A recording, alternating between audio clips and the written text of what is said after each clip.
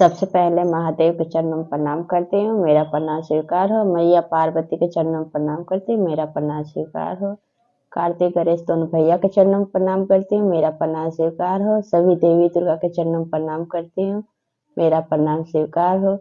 आप सभी गुरु भाई बहन के चरणों में प्रणाम करती हूँ, मेरा प्रणाम स्वीकार हो। महादेव से दया मांगती हूँ कि हे महादेव, जितने मेरे गुरु भाई बहन इस कथा को देख रहे हैं, सुन रहे हैं, उनके घर में सदैव भंडार भर देना महादेव, उनको हमेशा दुख तकलीफ से दूर रखना।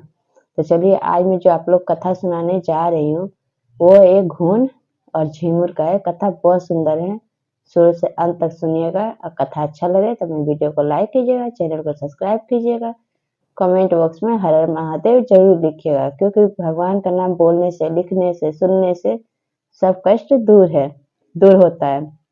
अगर आप लोग नए हैं तो चैनल को सब्सक्राइब जरूर कीजिएगा और घंटी के निशान को जरूर दबाइएगा। तो चलिए कथा शुरू करती हूँ।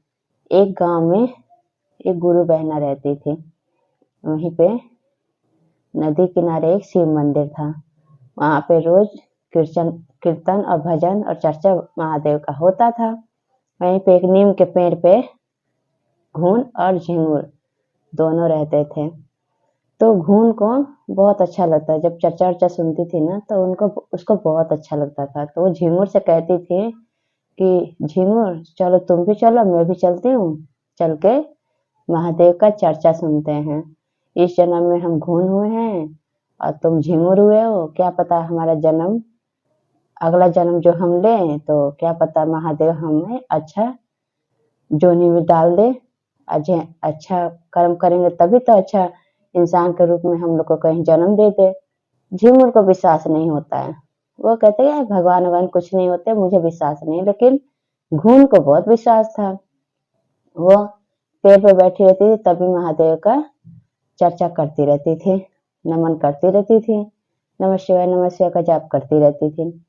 फिर उसको एक दिन मन किया कि मैं मंदिर में जाऊं चर्चा सुनने।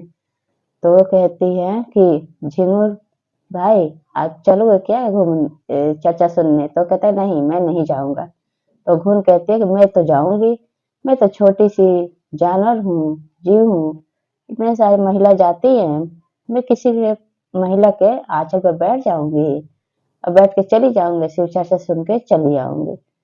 तो कहता है ठीक है, तुम जाओ, मुझे विश्वास नहीं है, भगवान नहीं होते हैं, झिंगुर बोलता है। फिर वहां से महिला ढेर सारी जाती है चर्चा में। 4 घंटे का चर्चा होता था शिव मंदिर में।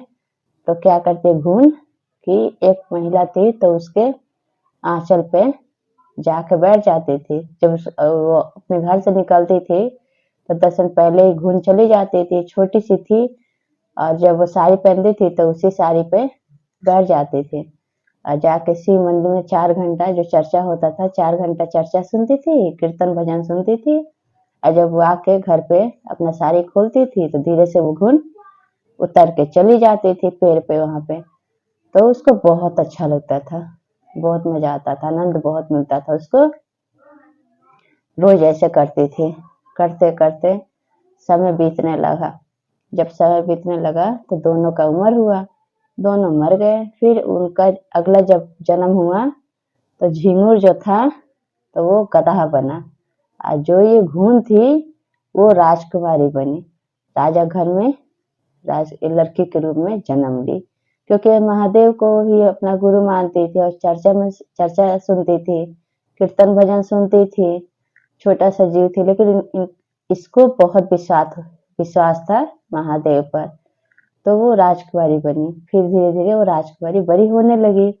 ये जो गधा था तो राजकुमारी के दरवाजे पे बंधा रहता था हमेशा।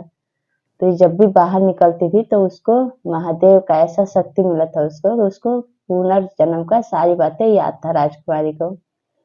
तो जब भी उतरती थी बाहर, देखती ये सैनिक नहीं है, तो दरवाजे पर बाहर गेट के पास बांधते थे गधे को। तो जब भी आती थी राजकुमारी तो वो कहता था गधा कि राजकुमारी, तुम मुझे पानी पिला दो, मुझे बहुत जोर की प्यास लगी है। पानी पिला देती थी। फिर क्या हुआ, फिर धीरे धीरे बड़ी हुई तो राजा बोले कि अब अपनी राजकुमारी की शादी कर देता हूँ। फिर दूसरे गांव जब गए तो वो भी राजा का लड़का था, तो उनसे शादी हो जाता है राजकुमारी का। जब शादी हो जाता है तो जब जाने लगती है राजकुमारी विदा होके, तो उसके जो पिता थे राजा, तो कहते कि पुत्री तुम्हें क्या चाहिए, दान दहेज जो भी तुम्हें चाहिए तुम मुझसे बोल दो, मैं तुम्हें दे दूं। तो कहती है राजकुमारी कि पिताजी अगर आप हमें देना चाहते हैं तो आप ये हमें गधा दे दीजिए। तो राजा बहुत सोच में पड़ जाते हैं, कहते हैं बताओ तुम नई नवेली दुल्हन जाओगी, वहां के लोग क्या कहेंगे, वहां राज्य के लोग सब प्रजा सब क्या कहेंगे, और वहां के जो सैनिक है वो क्या कहेंगे कि रानी आई है और साथ में गधा लाई है। फिर वो ना नहीं कह पाए।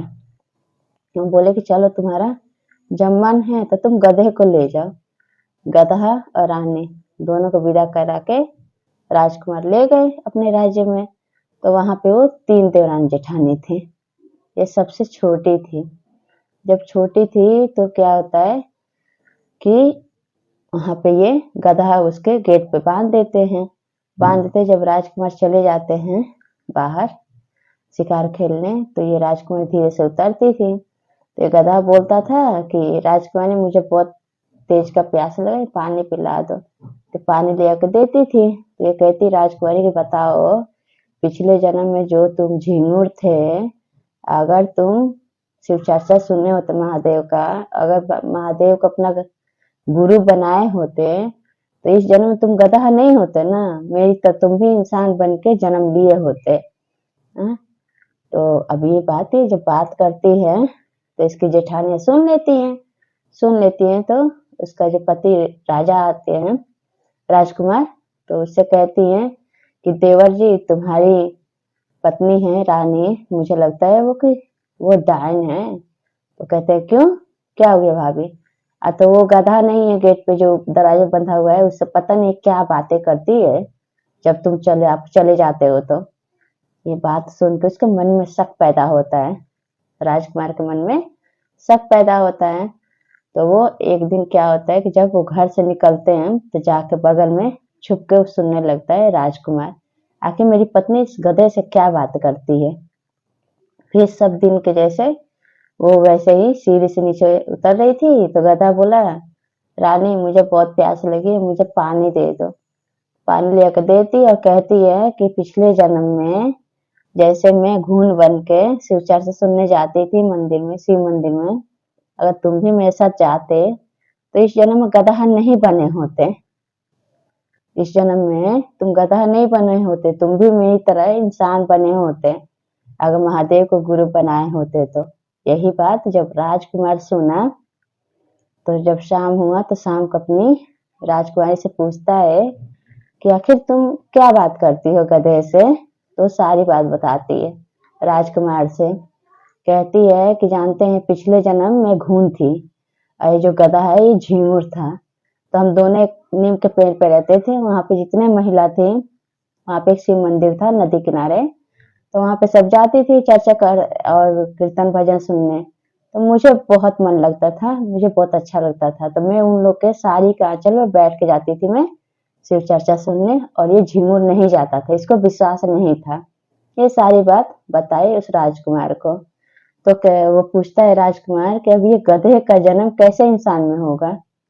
तो राजकुमारी कहती है कि एक उपाय है जिसका ये गधे से इंसान बन जाएगा, अगला जो जन्म लेगा तो इंसान के रूप में जरूर लेगा, क्योंकि देव के देव महादेव हैं। आप ऐसा करो कि इसके पास 3-4 घंटे का चर्चा होता है महादेव का, आप कराया करो हफ्ते में एक बार, यहाँ पे शिव चर्चा कराया करो, ये सुनेगा तो सुनने से भी सारा कष्ट दूर हो जाता है, मोक्ष की प्राप्ति होता है। कोई कितना भी पाप किया रहता है, कितना भी गलत काम किया रहता है, तो महादेव उसका सदैव रक्षा करते हैं, उस पर कृपा बरसाते हैं, दया बरसाते हैं, अगर उसको आप अपना गुरु बनाएंगे तो। फिर जब राजकुमार ये बात सुनते हैं राजकुमारी के मुंह से, तो कहते हैं कि जब तुम ऐसी बात बोल रही है तो मैं भी महादेव को ही गुरु बनाऊंगा, मैं भी शिव चर्चा में अपना नाम का घोषणा कराऊंगा और मैं भी 3 सूत्र का पालन करूंगा। फिर गांव के सब महिला को आदमी को बुलाते हैं, शिव चर्चा कहलाते हैं, और राजकुमार और रानी सब बैठ के कीर्तन भजन सुनते हैं। इस तरह से जो गधा होता है 23 जन्म को भोग के फिर उसको मोक्ष की प्राप्ति होती है, फिर अगले जन्म में वो इंसान बनता है। और ये सब हुआ उस रानी की वजह से। तो महादेव ने ऐसे दया कृपा बरसाया, और महादेव को जो भी गुरु बनाते हैं, जो भी अपना कथा सुनते हैं, तो उन पर सदैव महादेव अपना दया बरसाते हैं। तो ये कथा आप लोग कैसा लगा कमेंट बॉक्स में जरूर बताइएगा। तो सब बोलिए हर हर महादेव, मैया पार्वती की जय।